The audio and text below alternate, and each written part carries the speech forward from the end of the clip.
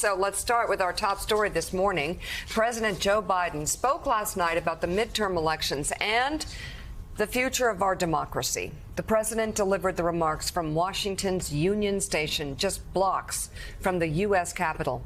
He spoke for almost 20 minutes, addressing the attack on Nancy Pelosi's husband, the big lie, and other threats to democratic institutions. This intimidation, this violence against Democrats, Republicans, and nonpartisan officials just doing their jobs are the consequence of lies told for power and profit, lies of conspiracy and malice, lies repeated over and over to generate a cycle of anger, hate, vitriol, and even violence. In this moment, we have to confront those lies with the truth. The very future of our nation depends on it. My fellow Americans, we're facing a defining moment, an inflection point. We must, with one overwhelming, unified voice, speak as a country and say there's no place for voter intimidation or political violence in America, whether it's directed at Democrats or Republicans. No place, period. No place ever. This is also the first election since the events of January 6th, when the armed, angry mob stormed the U.S. Capitol. I wish I could say the assault on our democracy had ended that day, but I cannot. As I stand here today, there are candidates running for every level of office in America, for governor, Congress, Attorney General, Secretary of State, who won't commit. They will not commit to accepting the results of elections that they're running in. This is a path to chaos in America. It's unprecedented.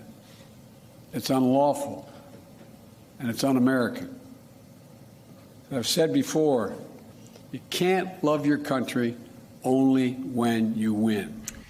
President Biden will be back on the campaign trail today with stops in New Mexico and California. And I know the concern for a lot of politicos will be that people are worried about gas prices, inflation, kitchen table issues. Steve Ratner can talk about where that's headed and what it looks like today. Right. But isn't the truth that this is the decision people are making at the midterms? Well, it's one of the decisions. I mean, obviously, for us, I think when we go to vote, this will be the most important decision. I think that'll be the case for a lot of people that are watching this show.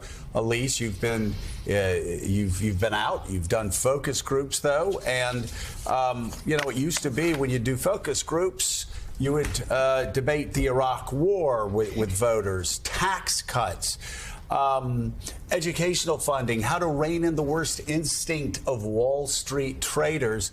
Now, we're in a post-truth political world for about 30, 40, 45% of the electorate who believe conspiracy theories, that believe the election was stolen. How many candidates are out there? I mean, here's a president. He's talking about midterms where are the majority of Republicans in the House now election deniers? Have they officially bought into the conspiracy theory? All the candidates out there?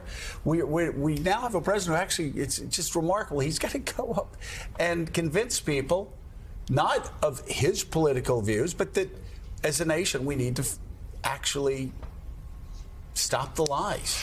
You know, what President Biden said was an important message, but other than those Democratic voters who are already part of his base and going to turn out for him, it's not really going to resonate just because of the message on the economy. And I wish that he would do a better job of connecting how important it is that our democratic institutions are strong for the overall health of the American economy. The American capitalism thrives because we are known for having free and fair elections. If that goes away in the world, maybe the investment flow is not going to be as good to this country and investors can find other places. I just think there needs to be a little bit more of a connection to how democracy impacts the ordinary American's life. Well, you look at polls and you look at the growing number of people who support an authoritarian leader that doesn't have to worry about the constraints of elections or the constraints of Congress? I mean, those polls are out there. Those numbers are growing. And then you look at what's happening in China right now, which had a thriving economy 5 years ago. It's still not a bad economy, but the rise of even harsher authoritarian leadership under Xi is impacting that. You look at the fact that the Russians can't even fight a war against the Ukrainians because, again, truth has never mattered to them. And it does add up, Steve. Sure. I think democracy is at the core of all this, and is something that we should all be worried about. But I think, as Elise said, I think the problem is for the average American, where their real wages after inflation and so forth are going down, where we've had all these disruptions to the economy. It's hard to say to them, you know, you should be worrying about democracy instead of gas prices, when gas prices are in front of them all the time. But there's no question that democracy is the way to prosperity and the way to freedom and the way to so many other good things for everybody, that we should all be worried about it. Yeah, and Will, you know, there are a lot of people that get frustrated and say, oh, gas prices are more important than democracy. For a lot of people, they never get to the point where they're looking at democracy because they're worried about whether they're going to be able to afford the commute to their job. They're worried about whether they're going to be able to pay rent for the next month. They're worried about how they're going to be able to even afford their groceries. Yeah, and they don't get to philosophical questions that we do. Exactly. And you want people in office who are going to protect democracy, but you can't get them if you don't talk to the voters about the issues that matter to them. Then you get those people and they protect democracy. Mike, there are people who are doing this successfully, Democratic candidates, talking about both of those issues. Watch Tim Ryan at the Fox News Town Hall 2 nights ago. Watch Josh Shapiro on the campaign trail. Watch Wes Moore in Maryland, where he's running a great campaign to be governor there. There are candidates who are saying this democracy thing is critically important, and if you elect that person, I'm not so sure that they're going to respect the results of elections going forward. But also, I get it. It's about the gas and it's about the groceries. You know, we might have to call, our friend in Tennessee to check this out historically, John Meacham. But I do believe that this is the first time we've had a president of the United States address the nation with the theme that, hey, our democracy is on the level. Free and fair elections are what we're all about. We've been doing this for a long time.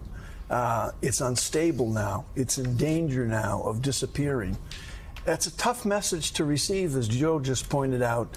You know, when you're worried about, only buying, so many items at the grocery store because you can only afford so many items. Mike, explain that. You go shopping for your family. Just like, by the way, my dad would always, Saturdays, my dad would go grocery shopping. He just loved going out, when I do it. Talking to people, and you and my dad had that in common. That's when I do the grocery shopping, Saturday morning. And I've noticed in the past 2 to 3 Saturday mornings, the extended line in the 12 items or under the express line, the express line is longer than it's been in a long, long time, because people are now buying just for the moment, just to get through the weekend, Saturday and Sunday. There's no more.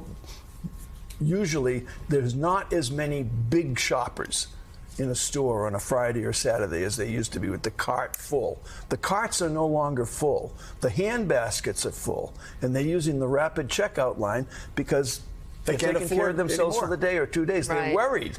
They're worried. You go to a gas station and you watch the number of patrons who arrive at the gas station next to you, put the pump in their car or their truck, landscapers and things like that, and will put in $20 or $30 worth of gas. And that's it, because they can't tap themselves out at $80, $90, or $100. So there's nothing.